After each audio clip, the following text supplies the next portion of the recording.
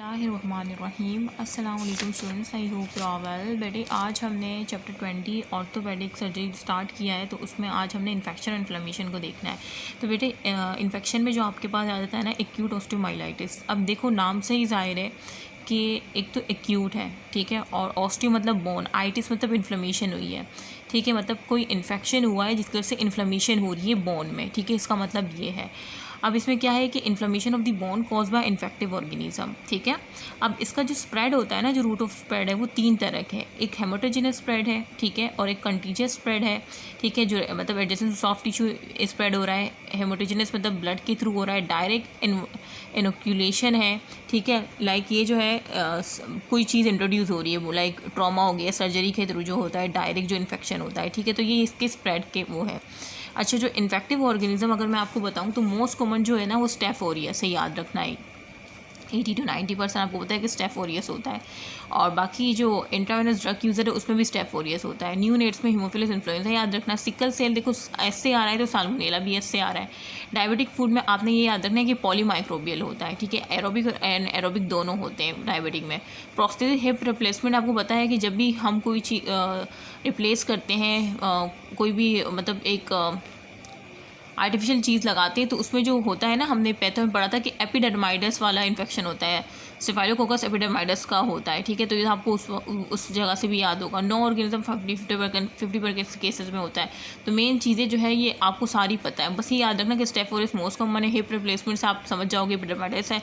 Diabetic food में polymicrobial है, और एस फॉर सिकल, और एस फॉर साल्मोनेला, और न्यूनेट्स में हीमोफिलस इन्फ्लुएंजा, ठीक है। ड्रग अब्यूज़ यूज़र में भी स्टेफ ओरियस है। ये आपको मैंने इन्फेक्टिव ऑर्गेनिज्म के वो बता दिए।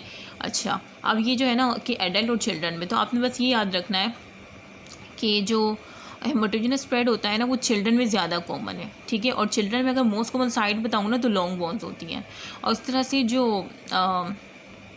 हेमोटोजेनस स्प्रेड अगर मोनोमाइक्रोबियल होता है, ठीक है, मोनोमाइक्रोबियल है और ज़्यादा कॉमन किस में, चिल्ड्रन में है, और कौन से साइट है, लॉन्ग बोन है, ठीक है।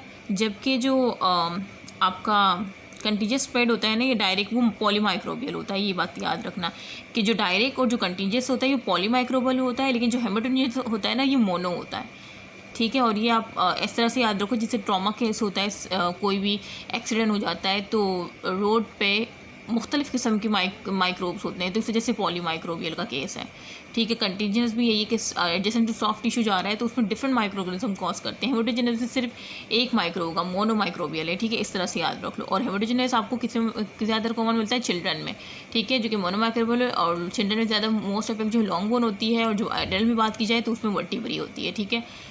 एडल्ट की ऐसे समझ लो कि एडल्ट जब हो जाता है ना तो मेन चीज़ उनकी वर्टिब्री होती है, उनका पॉस्चर जो बनाती है ना, तो इस वजह से मोस्ट कॉमन साइड वो है, इस तरह से याद रख लो, ठीक है। तो मेन चीज़ें जो है वो मैंने बता दी। बाकी इन्फेक्शन स्टार्ट होता है मेटाफिजिक्स से, ठीक है, और ये जो है बस इसमें ये मेन चीज़ याद रख लो कि बेटे इन्फेक्शन के बाद जो इन्फ्लेमेशन होता है फिर वो प्रोग्रेस करता है ना, तो जो प्रोग्रेशन होती है कि अगर उसने जो है कॉर्टिकल बोन है उसको नेक्रोस कर दिया है, एक हद तक इन्फ्लेमेशन होती है ना, उसके बाद वो बोन क्या हो जाती है, नेक्रोस हो जाती है, ठीक है। तो नेक्रोटिक कॉर्टिकल बोन जब होगी तो उसको हम सेक्वेस्ट्रम कहते हैं, ठीक है। और अगर उसी से उसमें आपको कोई न्यू मास मिल रहा है, न्यू बोन मास मिल रहा है कि फॉर्मेशन हो रही है ना, तो उसे फिर हम इनवॉल्यूक्रम कहते हैं, ठीक है। और वहाँ पे अगर आपको साइनस ट्रैक्ट मिल रहा है, उससे डिस्चार्ज हो रहा है, तो फिर वो क्या है, क्लॉकी है, ठीक है। तो ये तीन चीज़ें हैं, और ये पता है हॉलमार्क है क्रॉनिक ऑस्टियोमाइलाइटिस के, क्योंकि एक हद तक प्रोग्रेशन हुई, पेशेंट ने जो है सीरियस नहीं लिया केस को, ठीक है, लाइक या उसको जो एंटीबायोटिक दी थी वो सही नहीं ले रहा था, तो वो क्रॉनिक में शिफ्ट हो जाएगा, जिसमें फिर हमें ये तीन चीज़ें मिलेगी। ये क्रॉनिक हॉलमार्क है, और ये मैंने क्रॉनिक में ना यहाँ पे लिख दिया है कि ये क्या है, पता नहीं पेंसिल से नज़र आ रहा है आपको, ये हॉलमार्क ऑफ क्रॉनिक ऑस्टियोमाइलाइटिस, जिसमें आपको सेक्वेस्ट्रम मिलेगी। सेक्वेस्ट्रम क्या था, वो नेक्रोटिक कॉर्टिकल बोन थी, और इन्वॉल्यूक्रम क्या था कि आपको न्यू मास मिल रहा था, ठीक है, फॉर्मेशन वाला। और क्लॉकी क्या था कि वहाँ पे साइनस ट्रैक्ट डिस्चार्ज। तो ये अगर आ जाए ना किसी भी BCQ में, तो आप एक्यूट भी होगा, क्रॉनिक भी होगा, तो आपने क्रॉनिक पे टिक करना है, ठीक है।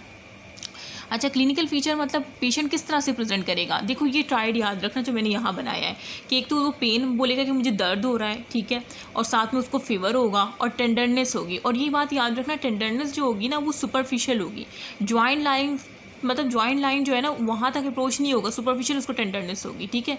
ये 3 चीज़ें, पेन, फीवर, टेंडरनेस, वही चीज़ें हैं कि पेन, बोनी, टेंडरनेस होगी और पायरेक्सिया होगा, फीवर, ठीक है। और जॉइंट इफ्यूजन भी हो सकती है, ठीक है, मतलब एब्नॉर्मल फ्लूइड एक्युमुलेशन भी हो सकती है जॉइंट के गिर क्यों अच्छा क्यों मैं ये कह रही हूँ कि जॉइंट इन्फ्यूजन हो सकती है। देखो अब ना, अगर आप लोग का अभी 3rd ईयर स्टार्ट हुआ है तो अभी आप लोगों ना ये सारी टर्म्स आप लोग उससे मतलब पढ़ते रहोगे तो आखिरकार फिर आपको खुद ये आएगा कि अच्छा जॉइंट इन्फ्यूजन क्यों हो रही है, रट्टे लगाने की चीज़ ही नहीं है, इन्फेक्शन हो रहा है ना। इन्फेक्शन जो होता है तो मैंने क्या आता है कि इन्फेक्शन के बाद उसमें क्या हो रही है, इन्फेक्शन होने से इन्फ्लेमेशन हो रही है।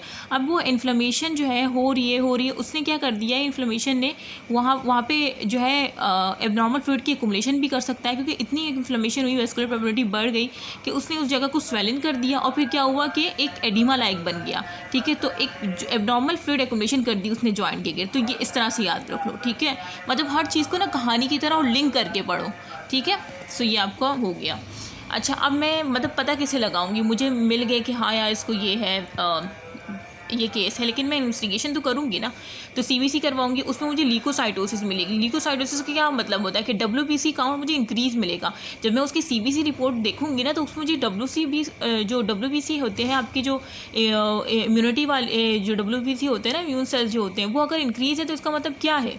किसी भी मोहल्ले में जब हम लाइक अगर मैं कॉलेज गई हूँ या मैं यूनिवर्सिटी गई हूँ KMDC और मैं जब आई अल्लाह न करे अपने मोहल्ले, तो वहाँ पे पुलिस खड़ी हुई है, तो इसका मतलब मैं क्या समझूंगी कि कोई जो है कार्रवाई होने वाली है, कुछ हुआ इस वजह से पुलिस आई है। तो अगर WBC काउंट इंक्रीज़ है CBC में तो इसका मतलब क्या, मैं समझ जाऊँगी कि वहाँ पे कोई माइक्रो ऑर्गेनिज्म आया था जिसकी वजह से जो है बॉडी ने इम्यून सेल पुलिस को बुला लिया ज़्यादा, इस वजह से WBC काउंट जो है वो नॉर्मल से ज़्यादा है। समझ आ गई इस तरह से कि ल्यूकोसाइटोसिस का क्या है कि WBC काउंट बढ़े हुए हैं, और वो मुझे समझ आ जाएगा कि अच्छा WBC काउंट बढ़े, इसका मतलब कि बॉडी में हाँ इन्फेक्शन हुआ है, इस वजह से बॉडी ने क्या कर दिया, WBC को बढ़ा दिए, ठीक है, जो इम्यून सेल्स है। और ये ESR ये भी इन्फ्लेमेटरी मार्कर है, CRP ये भी आपको एलिवेटेड मिलेंगे, बड़े हुए मिलेंगे। अच्छा इमेजिंग आपका एक बेस्ट इनिशियल टेस्ट आपको पता है कि एक्सरे है, ठीक है, और जो हाईली सेंसिटिव है और वो आपके पास MRI करवा सकते हो, ठीक है। और अगर MRI कॉन्ट्राइंडिकेटेड हो, ठीक है, कोई पेस मेकर लगाओ तो आप बोन स्कैन करवा लो, CT स्कैन करवा सकते हो, ठीक है।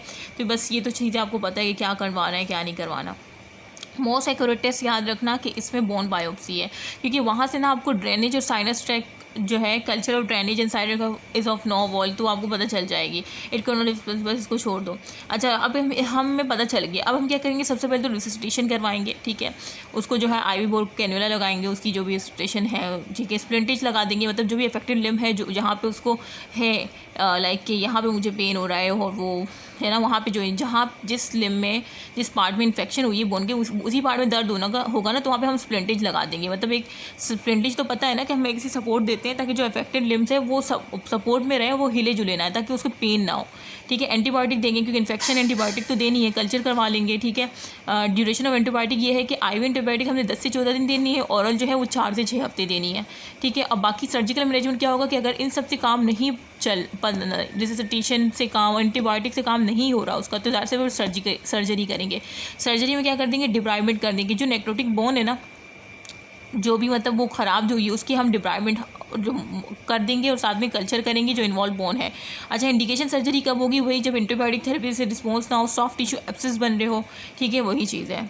अच्छा कॉम्प्लिकेशन क्या हो सकती है कि इस एक्यूट ऑस्टियोमाइलिटिस के बाद क्या कॉम्प्लिकेशन हो सकती है कि अगर इसको सही से ट्रीट नहीं किया गया तो ये डिसेमिनेटेड सिस्टमेटिक इन्फेक्शन हो सकता है कि खुद सोचो फिर वो बोन से निकल के आपके दूसरे ऑर्गन को भी मुतासिर कर सकता है अगर आपने उसको टाइमली ट्रीट नहीं किया। क्रॉनिक ऑस्टियोमाइलिटिस हो सकता है, जाहिर सी बात है एक्यूट से फिर वो किस में शिफ्ट हो जाएगा, क्रॉनिक में, जिसमें आपको वो नेक्रोटिक बोन टिश्यू मिलेगी, फिर वो बोन क्या हो जाएगी, मरना स्टार्ट हो जाएगी, नेक्रोज होना स्टार्ट हो जाएगी, सिक्वेस्ट्रम जिसे हम कहते हैं, और उसके इर्द गिर्द एक मास न्यू बोन फॉर्मेशन जिसे इन्वोल्क्रम कहते हैं, और फिर क्या होगा क्लॉकी के वहाँ पे ना डिस्चार्ज भी स्टार्ट हो जाएगा। तो ये हॉल मार्क है कि वो अब एक्यूट से क्रॉनिक में, और उसमें ये चीज़ें आपको नज़र आ जाएंगी कि हाँ अब तो ये क्रॉनिक में चला गया है, ठीक है। सेप्टिक आर्थराइटिस हो सकता है कि अगर टेंडरनेस पहले उसके ना सुपरफिशियल बोन पे थी, लेकिन अब क्या है कि वो इन्फेक्शन अंदर बोन तक चला गया है और आपको इनसाइड उसको अब बहुत ज़्यादा पेन हो रहा है, तो वो सेप्टिक आर्थराइटिस अभी मैं आगे पढ़ाऊँगी। डिफॉर्मिटी ड्यूटी और डिफॉर्मिटी भी हो सकती है, ठीक है। तो ये चीज़ है इसकी कॉम्प्लिकेशन। क्रॉनिक तो ऑलरेडी मैंने बता दिया कि क्या होता है, वो जो है ट्रॉमा है वो कंटेमिनेटेड हो जाए, ओपन फ्रैक्चर हो जाए, मतलब ये जो है ना इसकी कॉजेज़ है। एक्यूट ऑस्टियोमाइलिटिस आपको सही से ट्रीट नहीं किया तो ये हो सकता है, क्रॉनिक हो सकता है। या आफ्टर जॉइंट रिप्लेसमेंट सर्जरी कि आपने जो है ना कोई जॉइंट रिप्लेस किया, किसी भी बॉडी का जॉइंट रिप्लेस किया, तो उसके बाद आपको हो सकता है, ठीक है, ये chronic osteomyelitis. Primary chronic infection of bone हो सकता है। रिस्क फैक्टर क्या है, जो स्मोकिंग होते हैं उनमें ज़्यादा चांसेस होते हैं कि वो ऑस्टियोमाइलिटिस क्रॉनिक में चला जाए। माल न्यूट्रिशन वाले, इम्यूनोसप्रेशन वाले, डायबिटीज़ वाले, ठीक है, स्टेरॉइड जो ले रहे हैं, या वेस्कुलर डिसीज़ जिनकी है, तो ये सारे प्रॉब्लम वाले जल्दी शिफ्ट हो जाते हैं क्रॉनिक में, ठीक है, क्रॉनिक ऑस्टियोमाइलिटिस में। अच्छा, अब ये क्रॉनिक की ना स्टेजिंग है बेटे, ठीक है, सियरी एंड मेडर क्लासिफिकेशन है। अब इसमें स्टेज 1 मेड्यूलरी है। मेड्यूलरी बस ये याद रखो कि ये किसको अफेक्ट करती है, कैंसरस बोन को। जो मेड्यूलरी कैविटी होती है ना, देखो मेड्यूलरी है तो नाम से ही जाहिर है कि मेड्यूलरी कैविटी को सिर्फ अफेक्ट करेगी। मेड्यूलरी कह रहे हैं कैंसरस बोन के लो, मैं डायग्राम दिखा देती हूँ। ये देखो, ये सिर्फ अंदर कैविटी को अफेक्ट कर रहा है। ये मेड्यूलरी, ये बोन है, और जो अंदर कैविटी है ना सिर्फ उसको अफेक्ट कर रहा है। तो मैं इसको स्टेज 1 मेड्यूलरी बोलूँगी ना, कि सिर्फ मेड्यूलरी कैविटी को अफेक्ट कर रहा है, इस वजह से कि स्टेज 1 मेड्यूलरी है, या कैंसरस बोन के लो कि उसको अफेक्ट कर रहा है। सुपरफिशियल क्या होगा, जो कॉर्टिकल बोन को करेगा अफेक्ट, ठीक है। अब ये देखो, ये सुपरफिशियल है, इसने क्या किया है, सिर्फ कॉर्टिकल बोन जो है ना उसको अफेक्ट किया है। तो मैं क्या बोलूँगी, ये स्टेज 2 है, जिसमें सुपरफिशियल है, मतलब कॉर्टिकल बोन सिर्फ इन्वॉल्व है, ठीक है। अब स्टेज 3 क्या है, लोकलाइज। अब लोकलाइज में क्या है कि जो है ना लिमिटेड पोर्शन तो है। लोकलाइज का मतलब कि लिमिटेड पोर्शन है, एक ही पोर्शन में हुई है तबाही, लेकिन साथ में कॉर्टिकल बोन भी है और मेड्यूलरी कैविटी भी है, ठीक है। पहले आपने सिर्फ मेड्यूलरी कैविटी पढ़ा था ना मेड्यूलरी में, और सुपरफिशियल में सिर्फ कॉर्टिकल बोन पढ़ा था। अब लोकलाइज में दोनों आ जाता है, लेकिन सिर्फ एक जगह का लिमिटेड पोर्शन। ये देखो, ये लोकलाइज नजर आ रहा है। अब देखो, इसमें कॉर्टिकल बोन भी है, वो ख़राब हुई है, डैमेज हुई है, साथ में मेड्यूलरी भी है, लेकिन एक लिमिटेड है, तो ये लोकलाइज है। और अगर यही डिफ्यूज़ हो जाए, लाइक पूरे को इन्वॉल्व कर ले, तो ये डिफ्यूज़ में आ जाएगा स्टेज 4 में, ठीक है, नाम से ही जाहिर है। तो ये आपकी स्टेजिंग हो गई। अच्छा, इसके अलावा आप ट्रीटमेंट क्या करेंगे क्रॉनिक की, सेम आप सर्जिकल डिप्राइवमेंट करेंगे। यही एक हमारे पास वो है स्टेबलाइजेशन एंटीबायोटिक, और बाकी जो है सर्जरी के बाद आप उसकी जो है स्टेबलाइज करने के लिए एंटीबायोटिक भी साथ देंगे। IV एंटीबायोटिक 2 वीक्स या हो सकती है 4 वीक भी फॉलो कर सकती है।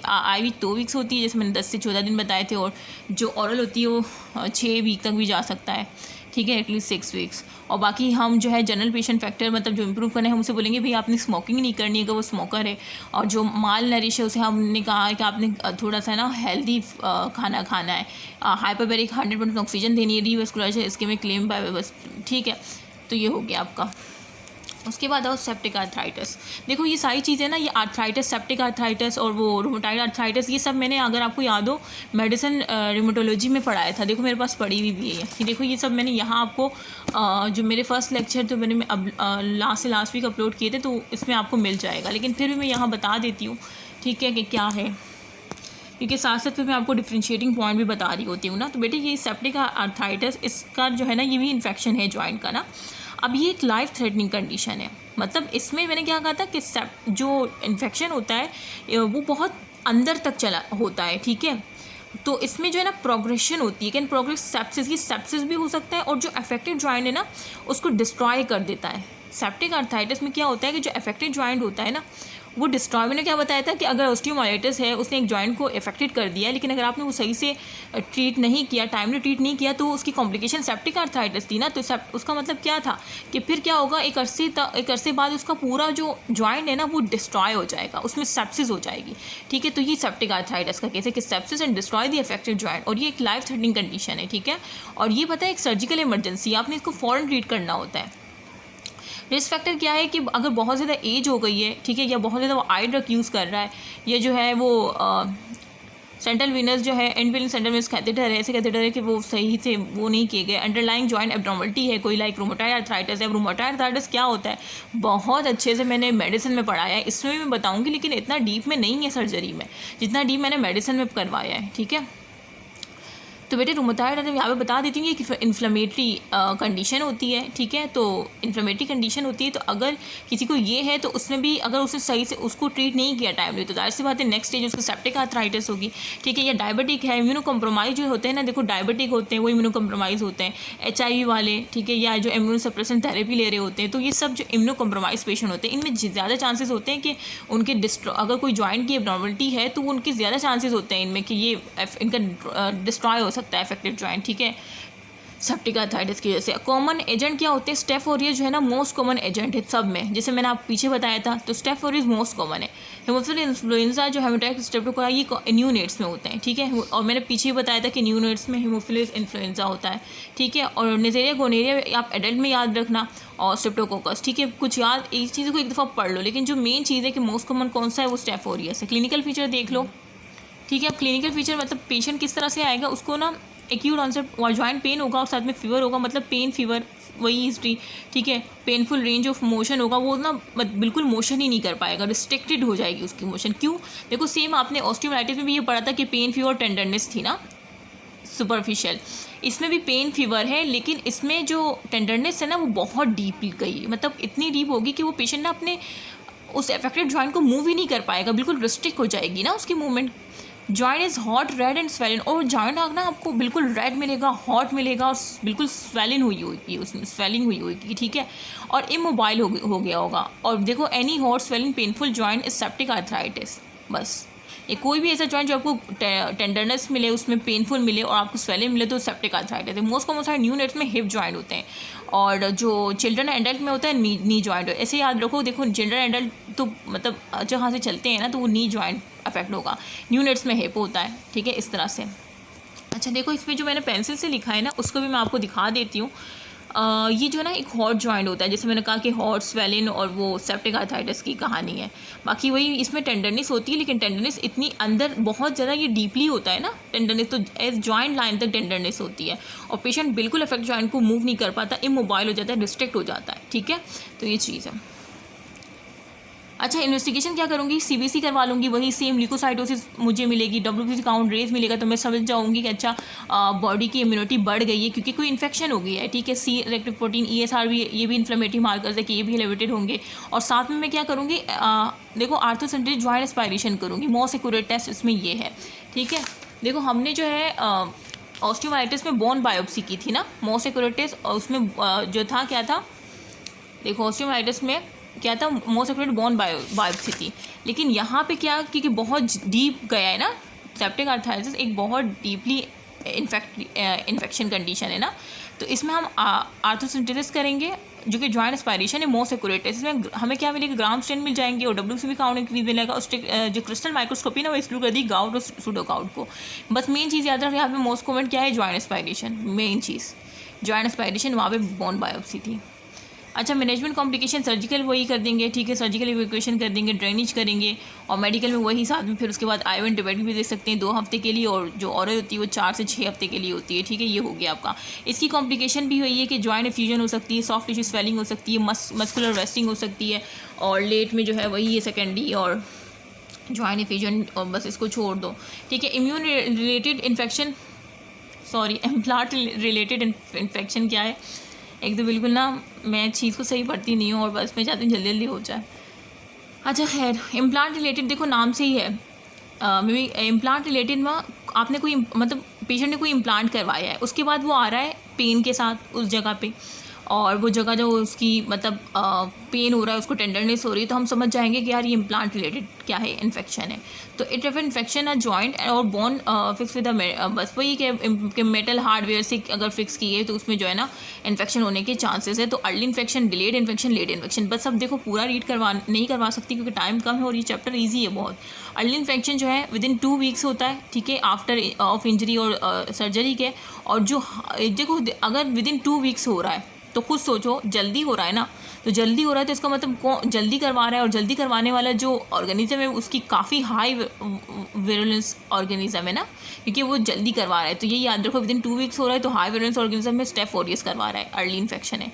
अगर 3 से 10 हफ्ते में हो रहा है तो इसका मतलब लो विरुलेंस ऑर्गेनिज्म है, मतलब स्लोली करवा रहा है। और एपिडर्माइटिस है, आपको पता है कि जो इम्प्लांट या रिप्लेसमेंट होती है ना, रिप्लेसमेंट जो आर्टिफिशियल चीज़ें होती है, तो स्टेफ स्टेफाइलोकोकस एपिडर्माइटिस कॉमन होता है, ठीक है। लेकिन ये क्या है, लो वायलेंस है, मतलब ये काफ़ी लेट अपेयर करवाता है ना इन्फेक्शन, ठीक है। लेकिन स्टेफ ऑरियस फ़ौरन करवा देता है विदिन 2 वीक्स। और लेट इन्फेक्शन क्या है कि मोर देन 2 वीक्स बाद हो रहा है, और ये कोई भी पेन, मैकेनिकल ट्रॉमा, किसी भी इंजरी की वजह से हो सकती है विदाउट डिस्चार्ज।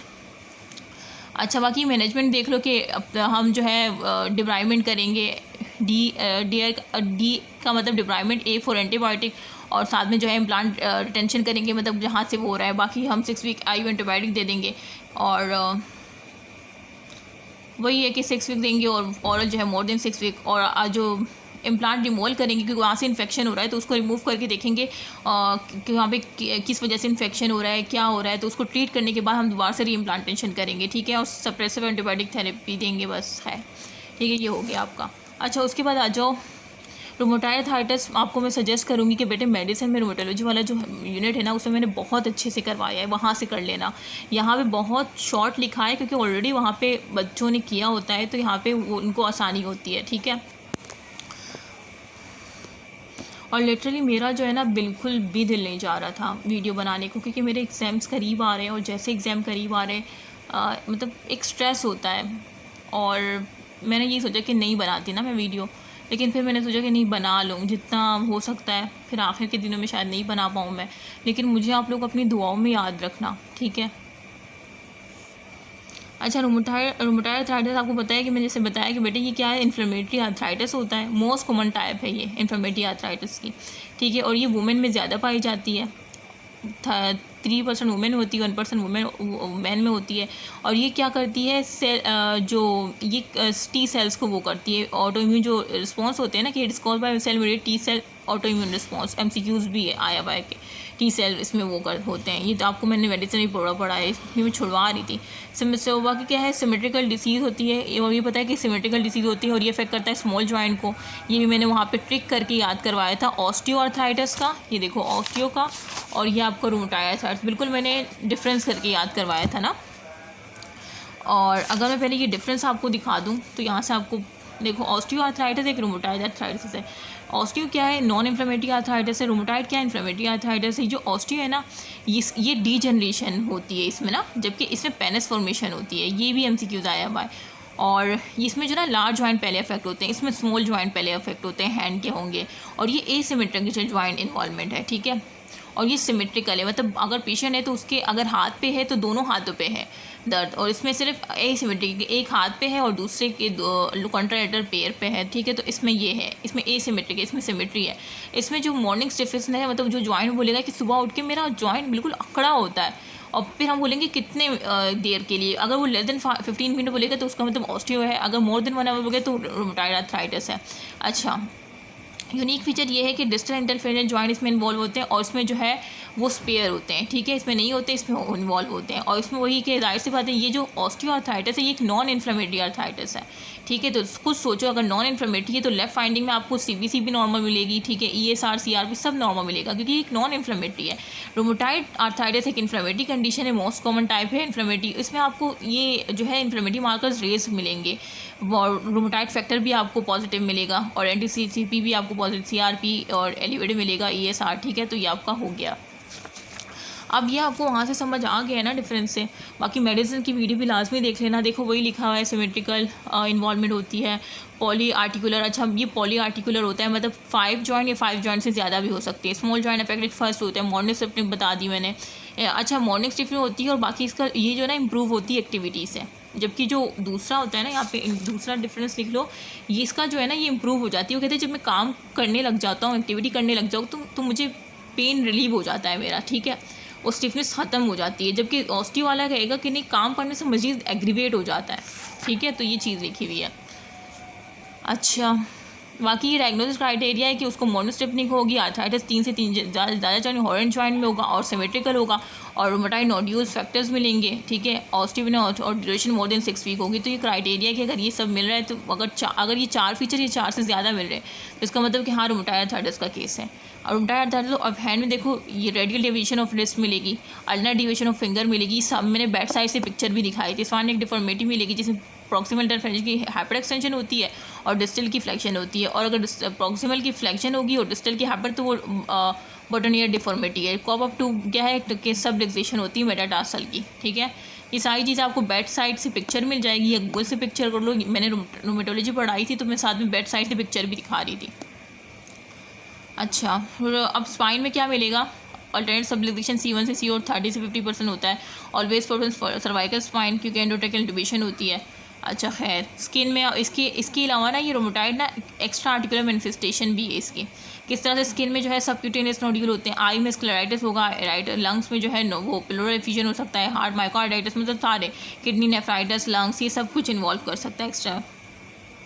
इन्वेस्टिगेशन सीबीसी करवा लोगे, ये सारी रोमेटॉइड फैक्टर आपको मिलेगा। और एंटी-सीसीपी जो है आपको स्पेसिफिक होती है और ये आपको मिल जाती है, ठीक है, specific rheumatoid factor. X ray of the affected joint करवा लोगे, जो भी वो हो तो वो देखो ये एक्सरे है, तो फिर जॉइंट की आपने एक्सरे करवा ली। और बाकी एनाल्जेसिक दे दोगे, ठीक है, पेन के लिए एनसेड दे दोगे, कॉर्टिकोस्टेरॉइड दे दोगे, स्टमक और anti tumour necrotic factor drugs दे दोगे, ठीक है, इन्फ्लुएंजा। और disease modified anti rheumatoid drugs में जो आती है ना, ये क्या करती है, जो प्रोग्रेशन है डिसीज ना उसको स्लो कर देती है। इसमें मेथोट्रेक्सेट बेस्ट इनिशियल है, ये भी याद कर लेना। बाकी ये भी देख लें, सल्फासेलेजीन और ये सब भी होती है। सर्जिकल में हम क्या करेंगे, साइनेक्टमी करेंगे, मतलब इन्फ्लेम जॉइंट की, ठीक है। और बाकी छोड़ दो, आर्थ्रोडेसिस करते हैं, ठीक है, जॉइंट रिप्लेसमेंट करेंगे, आर्थ्रोडेसिस करेंगे, फ्यूजन फिंगर जॉइंट और रिस्ट के लिए, ठीक है। बस ये हो गया, तो ये आपका कंप्लीट हो गया चैप्टर। और ये तो ऑलरेडी मैंने पढ़ाया हुआ है, इसका थोड़ा लास्ट का रहता है तो मैं करवा दूँगी, लेकिन इंपॉर्टेंट चीज़ मैंने इसकी करवा दी है, ठीक है। बाकी ये आपका चैप्टर हो गया है कंप्लीट। और इंशाल्लाह इसका एक आखिर वाला चैप्टर भी है, तो वो भी हम करवा देंगे। बाकी दुआओं में याद रखेगा मुझे, ठीक है। ख़ास कर मैं अपने इन एग्ज़ाम ड्यूरेशन में बैठ के पढ़ा रही हूँ, तो मेरे लिए भी लाजमी दुआ कीजिएगा कि मेरे बहुत अच्छे पेपर्स हो जाएं, ठीक है। दुआओं में याद रखिएगा। ओके, अल्लाह हाफ़िज़।